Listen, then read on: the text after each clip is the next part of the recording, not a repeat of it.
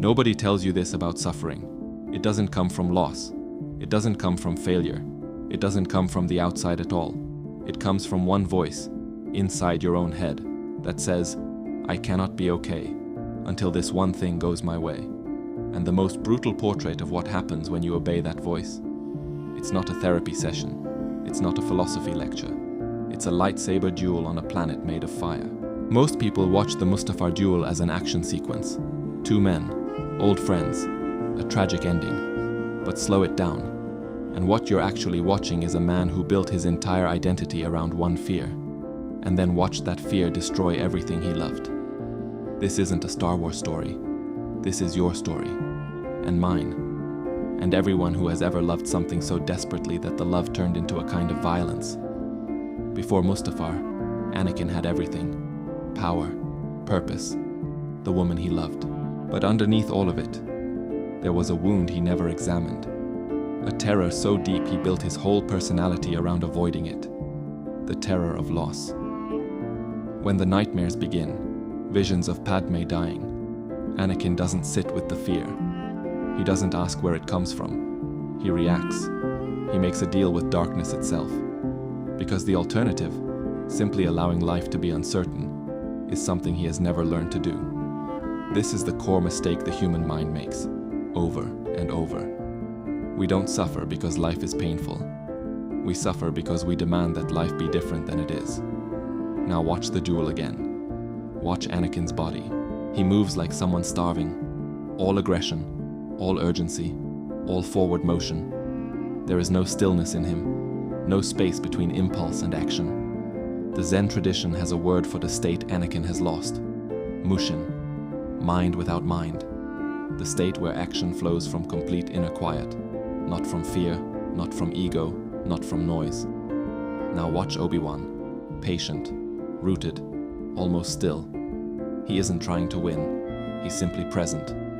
Two men with identical training. One of them has a war inside his head that has nothing to do with the battle in front of him. Anakin isn't fighting Obi-Wan on Mustafar, he's fighting himself, and he's losing.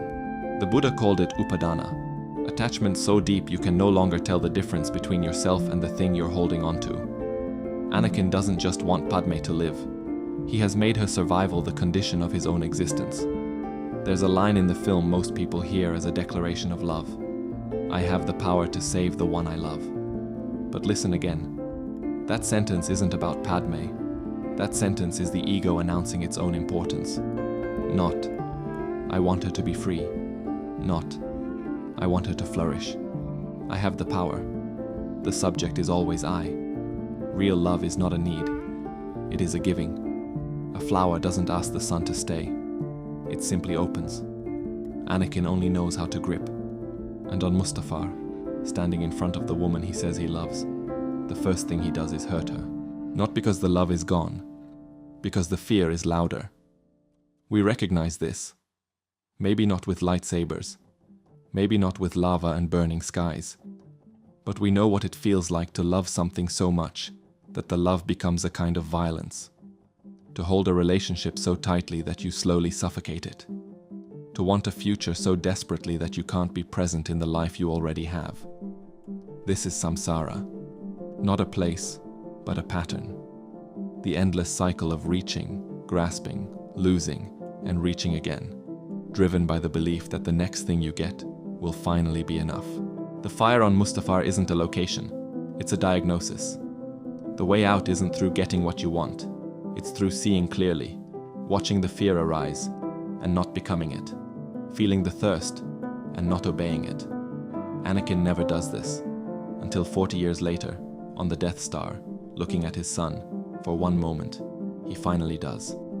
The grip loosens, Vader disappears, and Anakin for the first time simply is.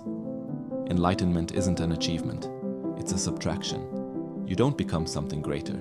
You stop pretending to be something you never were. Anakin's tragedy isn't that he was too weak. It's that he was so afraid of emptiness, that he filled himself with fire and called it love. The question Mustafar leaves you with isn't about Star Wars. It's about the thing you're gripping right now, the person, the outcome, the version of yourself you've decided you cannot lose. Zen doesn't ask you to stop caring. it asks something quieter than that. Are you holding it, or is it holding you?